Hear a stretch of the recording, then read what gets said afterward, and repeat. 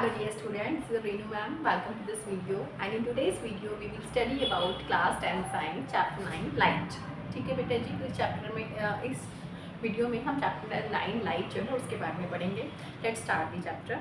ठीक है, we will just do topic wise. ठीक है, एक साथ सारा नहीं करेंगे, स्टेप बाय स्टेप चलेंगे ताकि आपको अच्छे से लॉन्ग टर्म मेमोराइज हो जाए चीज़ें. ठीक है, चलिए बेटा स्टार्ट करते हैं.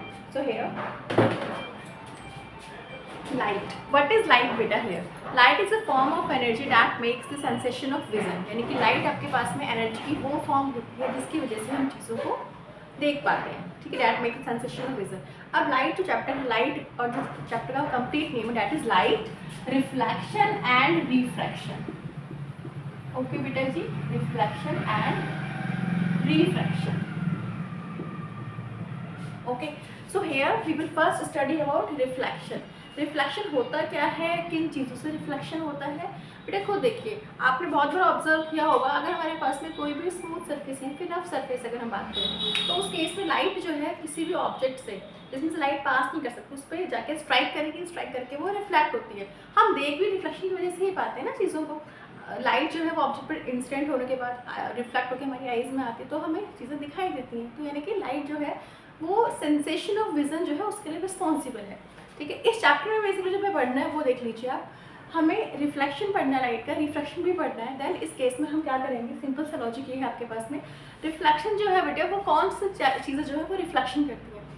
एक्चुअली हम ऑब्जेक्ट्स जो हमारे पास में यहाँ पे हैं, हम उसकी रिगार्डिंग अगर हम बात करें तो हम यहाँ सबसे पहले पढ़ते हैं मिरर के बारे में. ठीक है, मिरर क्या होता है बेटो?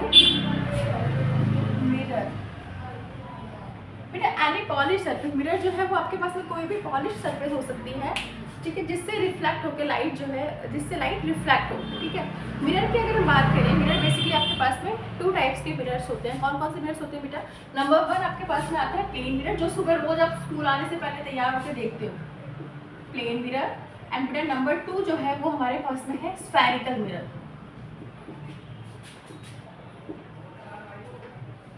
ठीक है, प्लेन मिरर वही मिरर जो आप सिंपल सुबह मॉर्निंग में जब तैयार होते हो, रेडी होते हो तो उस टाइम देखते हो, वो प्लेन मिरर है आपके पास में. अब मिरर जो है पॉलिश सरफेस है, ऑब्वियसली उसकी एक सरफेस पीछे पॉलिश सरफेस होती है. स्फेरिकल मिरर जो होते हैं वो 2 टाइप्स के होते हैं बेसिकली.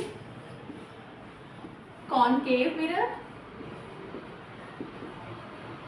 एंड बेटा जी कॉन्वेक्स मिरर. ठीक है, second is convex mirror, concave mirror and convex mirror. Fine.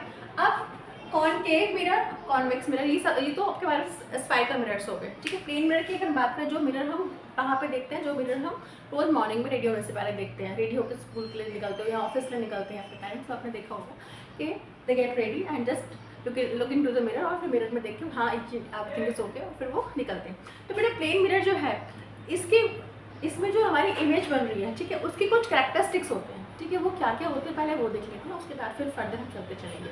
फिर प्लेन मिरर में आपके पास में कैरेक्टरिस्टिक्स ऑफ इमेज फॉर्मेशन,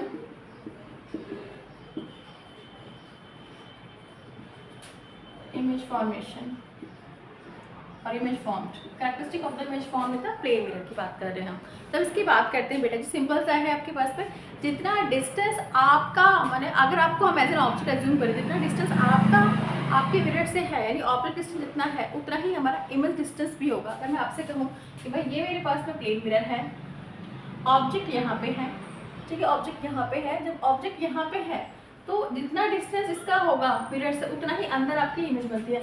जब आप डॉक्टर्स के जाते हो आई टेस्टिंग के लिए, तो वो जो आपको रीड करवाते हैं तो वो आपको ना रीड करवाते टाइम मिरर में दिखा के रीड करवाते केवल. तो अगर शॉप्स वगैरह छोटी डॉक्टर की इन दैट केस, तो वहाँ पे क्या है, सिंपल सा बच्चे, जितना डिस्टेंस आपका ऑब्जेक्ट से उतना ही अंदर आपकी इमेज फॉर्म हो रही है. माने यू एंड वी. यू क्या होता है हमारे पास? यू होता है बेटा जी ऑब्जेक्ट डिस्टेंस, और वी क्या होता है बेटा जी? वी होता है हमारे पास में इमेज डिस्टेंस. तो जितना आपके पास में डिस्टेंस ऑब्जेक्ट का है मिरर से, उतना ही अंदर आपकी इमेज जो है वो हमारी फॉर्म हो रही है. फाइन.